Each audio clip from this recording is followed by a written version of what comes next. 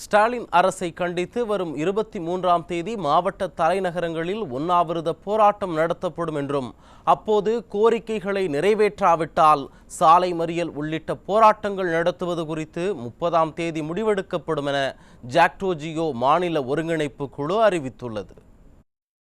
23/3/2025 ஞாயிற்றுக்கிழமை மகத்தான ஆர்ப்பாட்ட உண்ணாவிரத போராட்டம் மாவட்ட தலைவர்கள் நடத்துகிறோம்.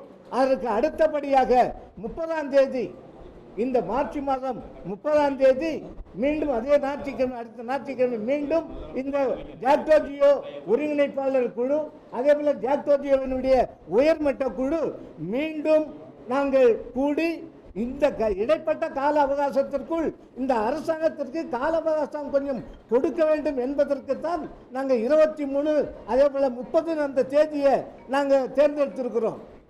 ஆகவே இதற்குள் இந்த எங்களுடைய கோரிக்கைகளை இந்த அரசு நிராகரித்தால் நிறைவேற்ற முன்வரவில்லை என்றால் அதே நாங்கள் அந்த அரசு அடம்பிடித்தால் பெரிய அளவில் மாபெரும் போராட்டங்கள், மறியல் போராட்டம், வேலை நிறுத்த போராட்டம், தொடர் மறியல் போராட்டம் என்று நடத்தி எங்களுடைய கோரிக்கைகளை வென்றெடுப்போம். இதிலிருந்து ஜாக்டோ பின்வாங்காது.